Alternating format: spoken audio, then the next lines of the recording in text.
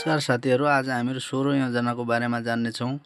16औं योजना को अवधि अनि त्यो मन्त्री परिषदबाट स्वीकृति कहिले भयो अनि नेपालमा योजनाबद्ध विकासको सुरुवात कहिलेदेखि भयो भनेर जान्नेछौँ। 16औं योजना यानि कि चालु योजना भनेर बुझ्छौँ है। नेपालमा चालु योजना कुन हो भनेपछि सोधेपछि हामीले 16औं योजना भनेर अप्सनमा टिक लगाउनु पर्छ।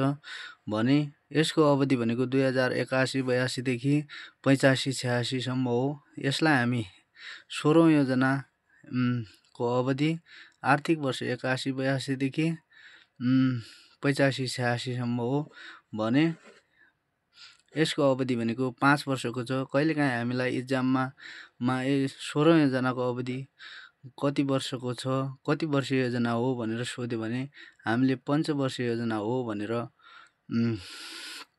टिक लगाउनु पर्छ। अर्को भनेको यसको स्वीकृति भनेको 2081 जेठ 1 गते मन्त्री परिषदबाट स्वीकृति भएको हो भने नेपालमा योजनाबद्ध विकासको सुरुवात विक्रम सम्वत 2013 सालबाट सुरु भएको थियो। जति बेला प्रधानमन्त्री को थिए त टङ्कप्रसाद आचार्य थिए। नेपालमा हालसम्म 15वटा के भएको छन् त योजनाहरू सम्पन्न भएका छन् है। 15वटा योजना मध्ये 10वटा योजना पञ्चवर्षीय योजना र 5वटा योजना त्रिवर्षीय योजना सम्पन्न भइसकेका छन्।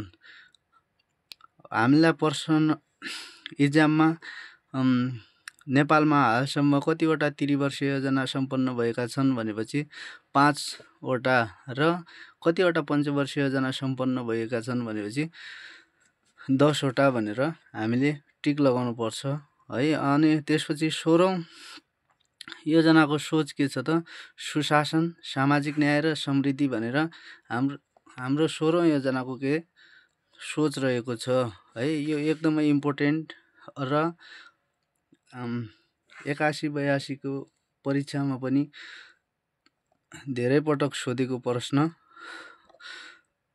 भएकोले यो 16औं योजनाको सोच चाहिँ पढ्नु होला। अनि त्यसपछि उद्देश्य कति छन् त 16औं योजनाका भनेपछि 3वटा उद्देश्य छन्। एउटा सुशासन कायम गर्नु, सामाजिक न्याय स्थापित गर्नु र समृद्धि हासिल गर्नु भनेर 3वटा उद्देश्य छन्। 16औं योजनाको उद्देश्य कति छन् भनेपछि 3वटा भनेर टिक लगाउने। त्यसपछि सुशासन, सामाजिक न्याय, समृद्धि भनेका के भयो त उद्देश्य पनि यी पनि सेम भए है। अनि त्यसपछि संरचनात्मक रूपान्तरणका प्रमुख क्षेत्र कति छन् त 13वटा है। कतिवटा छन् प्रमुख क्षेत्र भनेपछि 13वटा लगाउने। अनि परिणात्मक लक्ष्य कति 40वटा छन् है। जसमा के छन् त सुशासनका राष्ट्रिय लक्ष्य 10वटा, अर्को भनेको सामाजिक न्यायका 10वटा र समृद्धिका 20वटा गरेर जम्मा कतिवटा लक्ष्य छन् 40वटा लक्ष्य। यसलाई हामी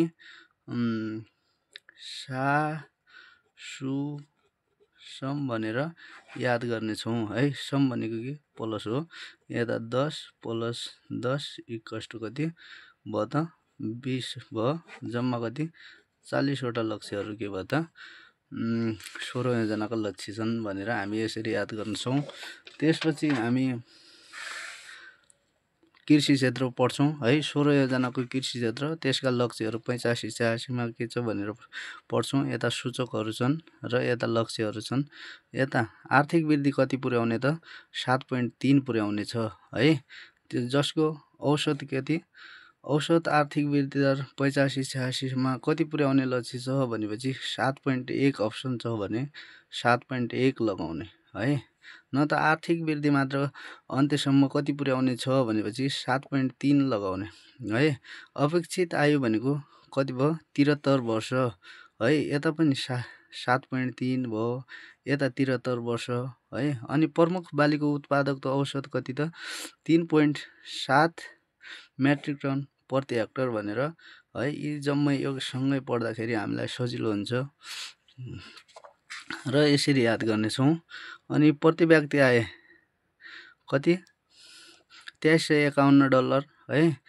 जसमध्ये हामी यसलाई यसरी याद गर्नेछौँ 4 जना मध्ये है कतिवटा व्यक्ति त 4वटा व्यक्ति मध्ये है 2-3 जना आए तर के भयो एक आउन्न है, एक के भयो आएन जस्तो है, एक आउन्न है भनेपछि के भयो त 2351 अमेरिकी डलर भनेर हामी पढ्छौँ। निरपेक्ष गरिबी भनेको 12% है, 12%लाई हामी यसरी गर्छौँ, मेरा भा के गरिबको रेखामुनिबाट कहिले माथि आएनन् भने जस्तो। निरपेक्ष गरिबी कति 12%। अर्को भनेको बेरोजगारी दर 5% है। बेरोजगारीलाई कसरी पढ्छौँ भन्दाखेरि है के तलाई 5 चोटि बेरु है, त्यस्तो गरेर लिङ्केज गरेर के गर्ने पढ्ने। अर्को भनेको मानव विकास सूचाङ्क है, मानव विकास सूचाङ्क केमा नापिन्छ त पैसामा नापिन्छ, त्यही भएर के भयो त 0.650 के भयो पैसा हुनाले 65 बुझ्छौँ है। अर्को लैङ्गिक विकास सूचाङ्क भनेको 0.967 छ है। के भयो लैङ्गिक विकास हुन के हुन्छ त साथ चाहिन्छ, आफ्नो घर परिवारको साथ हुन्छ चाहिन्छ, त्यही भएर 967 है, 967 13 है। अनि लैङ्गिक विकास सूचाङ्क कसरी हुन्छ त घरमा है, लैङ्गिक विकास कसरी हुन्छ त है, साथ छैन भने के हुन्छ त लैङ्गिक विकास सूचाङ्क हुँदैन। 967 है, तेरो 7 पनि छैन भने कसरी लैङ्गिक विकास सूचाङ्क हुन्छ त भनेर पढ्ने है। उच्च खाद्य असुरक्षाको स्थितिमा रहेको परिवार कतिमा झार्ने त 1%मा झार्ने है, 1%मा। यहाँ पनि के छ असुरक्षा, कति लेटरमा एबिसीको अल्फाबेट अको अल्फाबेट 1 मा पर्छ भने यो पनि के भयो त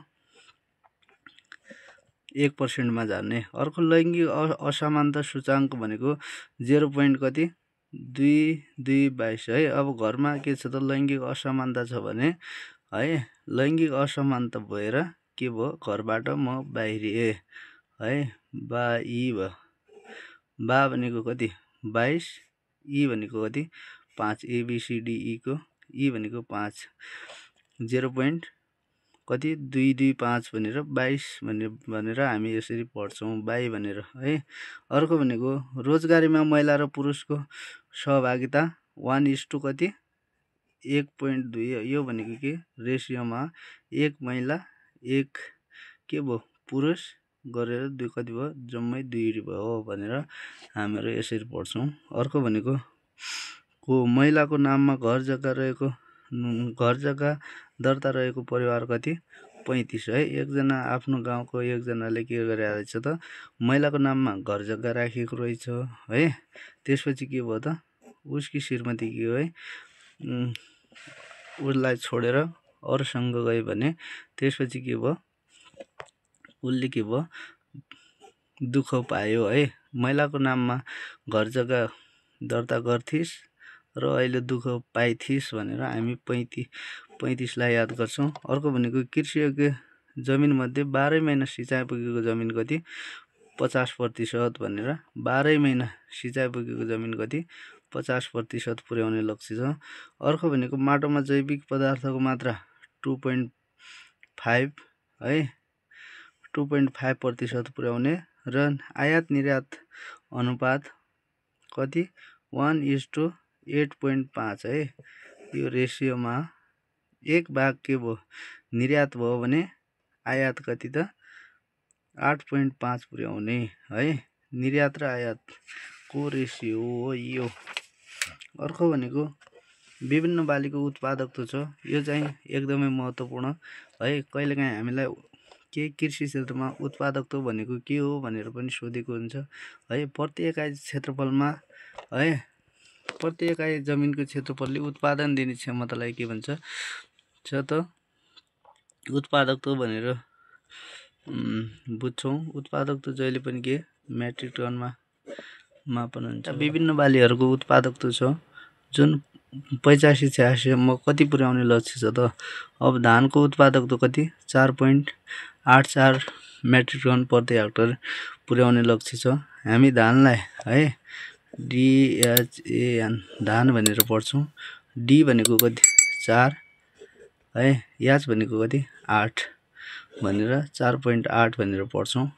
जहिले पनि लोकसेवाको के हुन्छ त अप्सन कि त 10 को फरकमा कि त 20 को फरकमा एउटै फरकमा हुन्छ, धेरै क्लोज दिँदैन। त्यही भएर 4.8 याद भयो भने हामीहरू सजिलैसँग के हुन्छ यसलाई इक्जाममा मिलाउन सक्छौँ यस्तो प्रश्नहरू। अर्को भनेको मकैको उत्पादकता कति 4.5 है, 4.5 मेट्रिक टन प्रति हेक्टर भनेर है। यसलाई मकैलाई MADE, MA भनेको मकै भयो, डी भनेको DE भनेको 4.5 भनेर पढ्छौँ है, मेड भनेर पढ्छौँ। अर्को भनेको गहुँ 3.34 छ।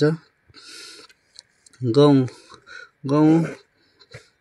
क ख ग भनेको कति 3 मा पर्छ भने है, क ख को कति 3 मा पर्छ भने 3.3 भनेर पढ्छौँ। 3.34 मेट्रिक टन प्रति हेक्टर भनेर हामी सजिलै याद गर्छौँ। अर्को भनेको आलुको कति 21.856 मेट्रिक टन प्रति हेक्टर छ भने आलुलाई हामी आई लभ यु भनेर है, यु चाहिँ कति लेटरमा पर्छ त 21 मा पर्छ, त्यही भएर हामी यसरी याद गर्छौँ। अर्को भनेको आलुलाई हामी यसरी नै याद गर्न सक्छौँ।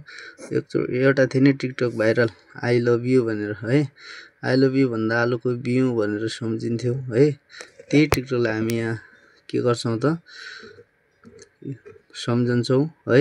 यु भनेको के 21 मा पर्छ है, त्यही भएर 21.85 भनेको आलुको के मेट्रिक टन उत्पादकता। अर्को भनेको तरकारीको कति 16.61% है। तरकारी टिपी भनेर हामी टिपी भनेर पढ्छौँ। के टिपी त तरकारी टिपी, टीबाट तरकारी भइहाल्यो है, पीबाट कति 16, 1 6 16 मा एबिसिडीको पी पर्छ भने हामी यसलाई यसरी याद गर्छौँ। अर्को भनेको मसलालाई हामी MI भनेर पढ्छौँ है। MI भनेको एमबाट के भयो मसला भयो, आईबाट कति भयो 9.11 भनेर हामी यसलाई पनि याद गर्न सक्छौँ। अर्को भनेको फलफुल कति 12.08 मा के पर्छ त फलफुल पर्छ। फलफुलको याल कतिमा पर्छ त हामी याललाई लिन्छौँ। याल भनेको जे भनेको 10, के भनेको 11 र याल भनेको 12 है। याल अल्फाबेट कतिमा पर्छ त 12.08 भनेर यसलाई पनि याद गर्न सक्छौँ। अर्को भनेको दलनलाई हामी यसरी 1.4 मेट्रिक टन छ भने दलनलाई हामी दलहन भनेको यो के भयो 1 भयो, या नआउनेको नबाट के भयो ओ यानि 1 जस्तो हो है 1। दलनको डी कतिमा डीबाट के भयो दलनको कति 1.4 लाई हामी यहाँ डी भनेर इन्डिकेट गर्छौँ, 4 लाई एबिसिडी भनेर 1.4 भयो। अर्को भनेको तेलनलाई हामी अब दलनभन्दा त थोरै होला तेलन भनेर हामी सम्झिन्छौँ है, 1.2 भनेर 27 भनेर हामी यसलाई पनि याद गर्न सक्छौँ। अर्को भनेको यो चाहिँ एकदमै महत्त्वपूर्ण र भोलिको दिनमा कुनै पनि इक्जाममा सोध्न सक्ने, चाहे त्यो अफिसर होस् चाहे त्यो है 4औं 5औं होस् लेभल होस् है, त्यसमा के सोध्न सक्ने एकदमै महत्त्वपूर्ण हो भने यसलाई हामी यसरी याद गर्न सक्छौँ कि स्रोत बिउ कति 5100 मेट्रिक टन हो, 5100 मेट्रिक टन उत्पादन गर्ने र उन्नत बिउ कति 43,840 मेट्रिक टन भनेर यो हामीले छुट्टै याद गर्नै पर्ने, यसमा कुनै ट्रिक छैन है। अब ट्रिक सबैमा ट्रिक लगायो भने आफूलाई नै अप्ठ्यारो हुन्छ, इक्जाममा झुक्किन्छ। सजिलो कुरामा ट्रिक लगाउने र अलि अप्ठ्यारो कुरा आफूले युनिक भएर पढ्ने।